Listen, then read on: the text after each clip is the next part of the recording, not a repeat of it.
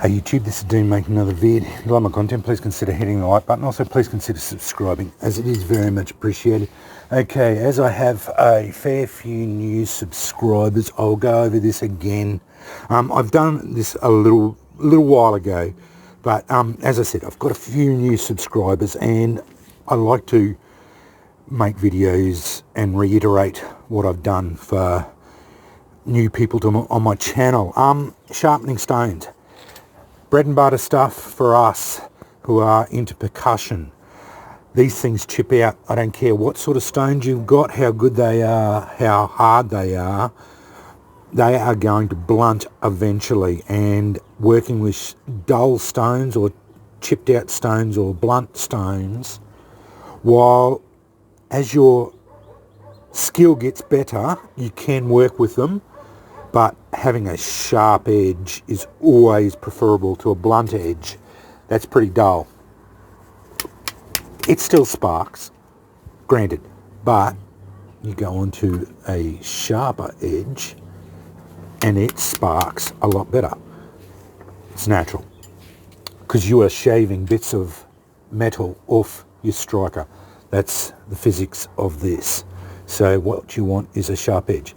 I have found you can go too sharp too. So a really severe, really sharp edge sometimes picks up the stone as you're working it, and it'll grab it and it won't allow you to shear properly, so it doesn't spark as well.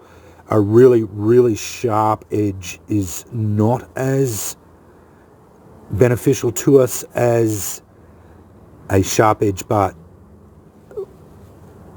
as you get better at this thing, at flint and steel, you'll know exactly what I mean. You do want a nice sharp edge, but not too sharp. How I do it, I bought one of these. It's a bopper, copper bopper. This one was very expensive. Excuse me, I've got something in my mouth. But it cost me about 80 bucks Aussie to get, but most of that was soaked up in shipping. Best thing I ever paid. I probably paid too much for it. You can make them yourselves, but this is a top of the line. It's going to last me years and years and years. I've flogged the hell out of it. I've redressed it with a file once just to clean it up a bit, but it's a really heavy one, really for really big percussion. Fantastic. Do yourself a favour, get yourself a cut glove. This one's starting to see better days. I've starting to bash it around a bit. I bought these from the market. It's only a light cut glove, but I will, when I find them again, I'll buy some more. I've got the other one in there, but the cut glove will save your hands, because I was bopping it the other day, didn't have the cut glove on, cut myself twice without even trying. These are in their Neolithic age, were being used as knives, and they will cut you. If you're doing anything with this, have glasses on. You're going to get pieces flying everywhere. How I do it, I basically lay the stone down in my hand like that, get my bopper and just tap the edge, just at the edge, like that. You'll get a whole heap of debris.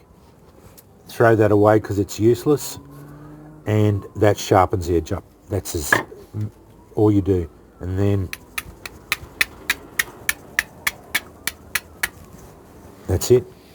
So where was that one? That one there. That's, you can see that white line there, along there. That's all pretty bashed up. So lay your stone flat against your palm. That debris is just rubbish. Nice sharp edges again.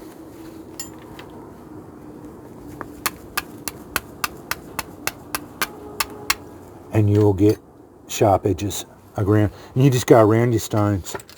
This one here is had some pretty severe bashings. That happens, doesn't matter, breaks in half, because you can go along every edge then. That's why I've always advocated using bigger pieces, because the smaller pieces, you'll break them, breaks up, they break up into smaller bits, but with the bigger pieces, you break them. Say I broke a shard off like that, I've still got two big pieces I can use. So yeah, smaller pieces are great, like you can go down to that, but you can only bop that so many times until it's useless. And then even if you break it in half, it gets to the point where it's too small to manipulate. This is the same principle for any stone. Basically, it'll work for just about anything. This is all flint, Aussie flint, so black and grey flint. But you can bop quartzite along that edge. You just go along there and it sharpens that. You just got a whole heap of debris, sharpens that edge up. It's the same principle for the whole thing. I do suggest getting a bopper. If you're going to do this stuff and really, really want to get into it, like I have, buy yourself a bopper, because it'll do a lot of things. You can do it with a ball peen hammer. These are my throwaway rubbish hammers. You can go along with the ball on the edge, same principle. Get an edge and just bop it like that, and that'll do exactly the same thing.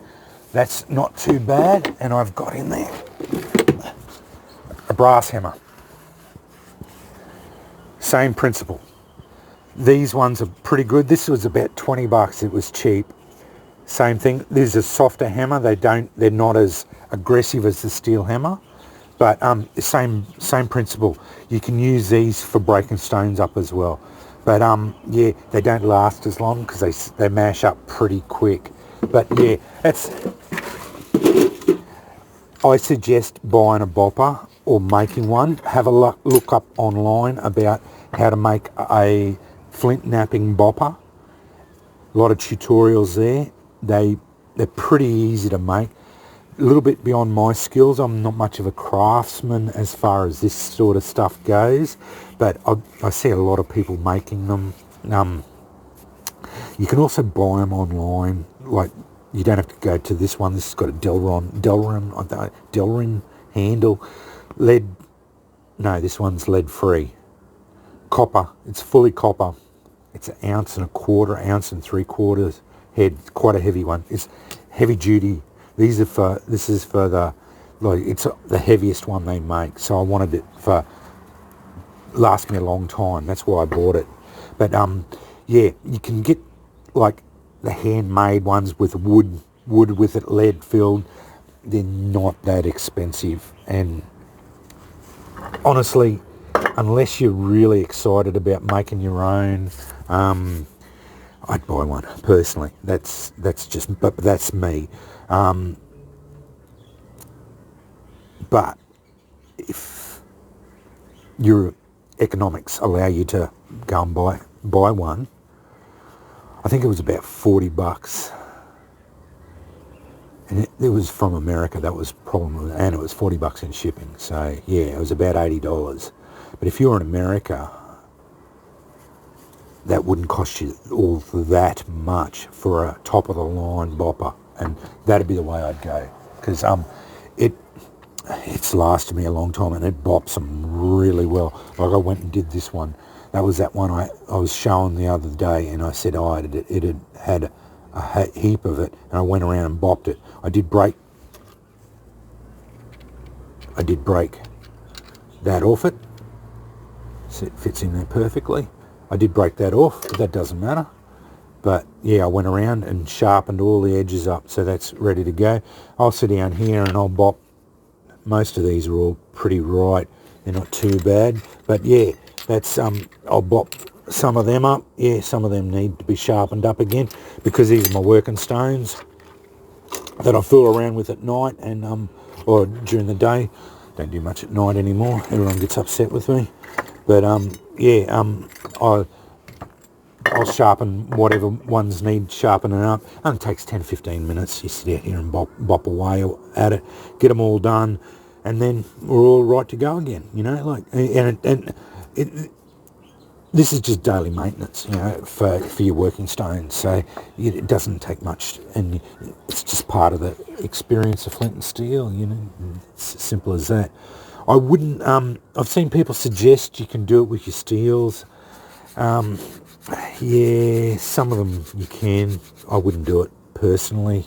Most of mine are quenched that hard I'd be scared of snapping them. You know, like some of them are, yeah, pretty hard. So, you know, like that's as far as that goes. I don't soften parts of them to be able to do it because the stones are pretty hard and the steels are even harder. So yeah, I just but if you're out in the bush, you can get a hammerstone. You find a hammerstone pretty quick, and then you can just bop around, just sharpen them up. And that's again why I suggest bigger stones for most things, because you can easily bop them out, and then once they break down to the smaller ones, they become useless. You just throw them away. This is perfect size. Once they get down a bit any smaller than that, they start to become a little bit too hard to use. Bigger hands, I always said bigger hands need bigger things, and that's the way I look at it. And I've got big hands, so I always want a bigger thing, bigger strikers, bigger stones. But I like things that I can hold on to. So yeah, these are quite good sized stones, and that, you know, I can work with little stones, but once they get down to this size, it's really hard to bop to. End up hitting yourself or whatever. But you know, like that one's that's snapped in half, they gave me 4 beautiful edges to work on. You know, like they're sharp. You know, like that's a beautiful sharp edge there. You know, like that's all around there. So yeah, that's my suggestion and how I do that for edge maintenance. You don't have to do it that often, and once you get about a kilo or 2 or 3 pounds of this stuff, you'll find you just rotate through your stones. You don't have to do it that often. So I always advocate having a lot of stones on hand. If you're into flint and steel, the more stones you've got, the less maintenance you have to do. You just rotate through your stones until you have to just spend an afternoon bopping all of them out, and then you know, like then go from there again, and then, you know, a month down the track you'll find you'll have to do it again. But yeah, you just get yourself 10 or 15 kilos of the stuff. You know, it doesn't matter how many stones you've got on hand. As far as once you get into this habit, I've got hundreds of kilos of the stuff. You know, you want to try and get as much as you can. You know, it's as simple as that. And especially if you can find it, found stones are the best stones because they're free. You know, that's why I like my quartzite, because it's so plentiful and it's free. But the flint, I don't get much of that here in Australia, but I am lucky enough to have some generous people that send me flint and that too. So, you know, and I bought a lot of it as well. So yeah. But anyway, that's how I do it. Definitely buy yourself a cut glove. Always wear glasses because there's shards fly off it. And I do suggest buying a bopper.